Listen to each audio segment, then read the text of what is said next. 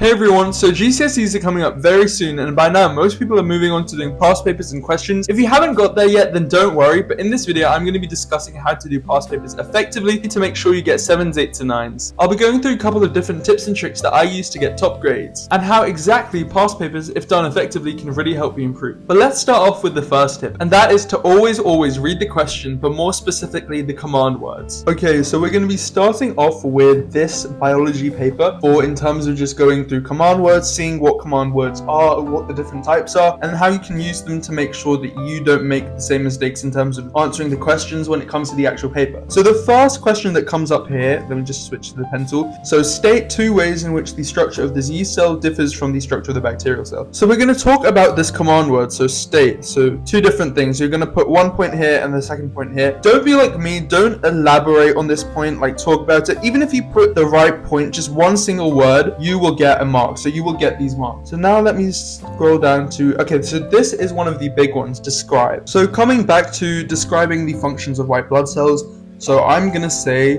one of the things that they do is phagocytosis. They act as a defense. And typically what happens is 2 marks, and what my teacher used to always say to me is that 2 marks equals 2 points. So I've put 2 points here. I should be able to get 2 marks. So yeah, with describe, again, say what you see with the functions. We haven't described them at all. I've just written a few simple words here because I'm not actually doing the paper. But when I'm describing them, I'm just talking about simple things. So defense against what? I'm not going to talk about exactly how they defend or exactly how they undergo phagocytosis. I'm just going to talk about those 2 things in terms of the simple definitions, not complicated at all. So continuing on with command words, we're now going to be talking about the explain command word, arguably the most common in past papers. So yeah, keep listening, listen in and see exactly how to answer these types of questions. Okay, so this is the one where we're going to focus on explain, and explain questions are some of the biggest questions or some of the most common ones that come up, and sometimes they can range from marks. So this one's only 2 marks, but sometimes they can range from 2 to 5 marks, sometimes even up to 6 marks. So explain the conclusion that can be made about point Q on figure 6. So if we scroll up here, figure 6, remember one other thing when it comes to doing questions, remember that the question is often in parts, so A, B, C. So you have to go back to the actual question to see what figure they're talking about, or see what information or what figures they want you to use. So one of the biggest things that you guys should do for explain questions is you say one of your points. So explain why the conclusion can be made. You say that, but then you always try and connect it with a because when you add this because, the examiner knows that you're going to explain it further and you're going to develop on that point. So when you add the because, it just links your first main point with its explanation, and it makes it super simple for the examiner and for yourself when it comes to doing the paper. So when it comes to how I would answer this question, I would go back up here and I would see, oh, okay, so one of these things is that there's no change here. But yeah, per decimeter cube, so there's your point. You have no change at 3 moles per decimeter cube. But now they want you to go in further. So now we're going to do what we were talking about here. So I'm going to switch colors. We've given our description. Now we're going to give the explaining point. So we're going to say no change at 0.3 moles per decimeter cube because, and we're going to explain why.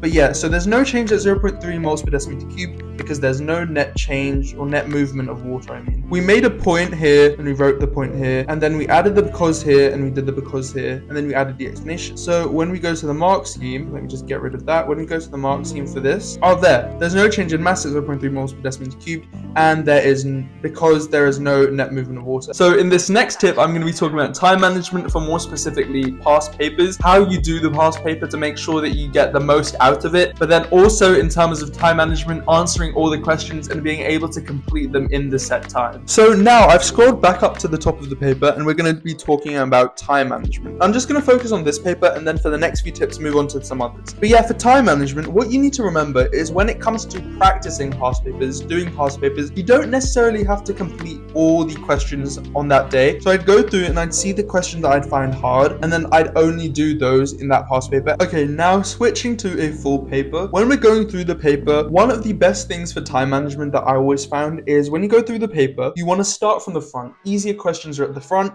When you can do these questions, you'll have a sense of motivation that you can do questions, and you'll just feel more motivated and in general do better technically than what I found if people start from the back. So now let's say I've done all these questions, and then all of a sudden this question, this next one, if we can find it, question 4 comes up, and I find question 4 really hard. I can just about do this one. So what I often used to do, and a lot of people do, and super simple, and again, is just put a mark here. So for time management, when you don't understand the question, you put a mark. You don't spend too much time trying to figure it out because you want to move on to the other ones that you do know. And you just put a mark on the questions that you don't know. Now, a super underrated tip that I feel a lot of people leave out is all about writing, how much you should write in the exam, and how you should answer questions to make sure that you're not wasting your own time. So when it comes to writing, of course, in exams, you want to write fully and you want to write the full word out and spending time just writing long questions down.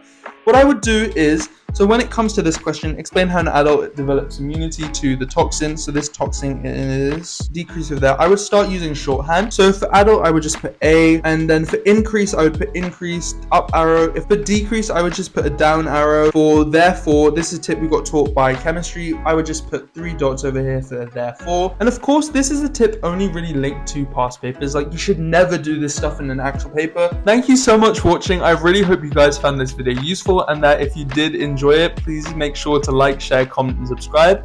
If you did find this video useful, then click the one above me for just some general GCSE revision tips. And yeah, I'll see you guys next week with a brand new one. Bye for now.